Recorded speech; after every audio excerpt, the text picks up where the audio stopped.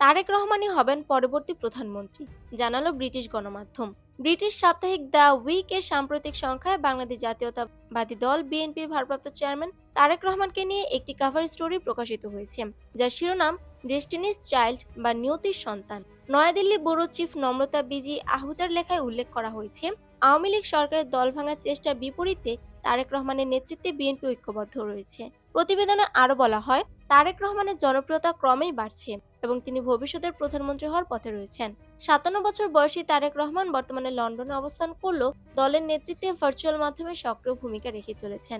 বিএনপির শীর্ষ নেতারা বলছেন, তারেক ইতিমধ্যে একটি সুস্পষ্ট রাজনৈতিক পরিকল্পনা তৈরি করেছেন। তার লক্ষ্য একটি জ্ঞানভিত্তিক, দুর্নীতিমুক্ত ও উন্নয়ন কেন্দ্রিক রাজনীতি গড়ে তোলা। বিশ্বব্যাংকের সাবেক কর্মকর্তা ও তারেকের উপদেষ্টা ডক্টর জিয়াউদ্দিন হায়দার বলেন, চাকরি, জনস্বাস্থ্য, শিক্ষা, কৃষি ও শ্রমজীবী জনগণের জন্য সমান সুযোগ ও ন্যায্য মজুরি নিশ্চিত করতে আমরা কাজ করছি।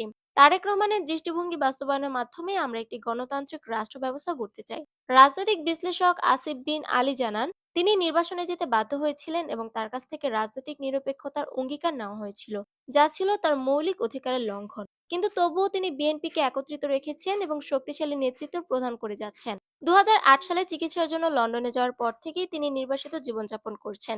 দীর্ঘ ১৬ বছর পর তার ঢাকায় প্রত্যাবর্তন নিয়ে ব্যাপক উত্তেজনা বিরাজ করছে। তারেকের জন্য এটি হবে একটি পূর্ণচক্র সম্পূর্ণ করার মুহূর্ত, যা তাকে বাংলাদেশের নেতৃত্ব গ্রহণের জন্য দ্বারপ্রান্তে নিয়ে এসেছে। দলীয় সূত্রে জানা গেছে, বিএনপি চায় আগামী জাতীয় নির্বাচনে তারেক রহমান দলের প্রধান মুখ হিসেবে সামনে আসুন। তার নেতৃত্বেই দল পুনর্গঠনের মাধ্যমে আওয়ামী লীগ সরকারের বিকল্প শক্তি হিসেবে নিজেদের প্রতিষ্ঠিত করতে চায়। রাজনীতিতে তারেক রহমানের অভিষেক ঘটে ১৯৮৮ সালে। তবে ২০০১ সালের নির্বাচনের সময় তিনি পুনরায় সক্রিয় হন এবং দলের জয়ে গুরুত্বপূর্ণ ভূমিকা রাখেন।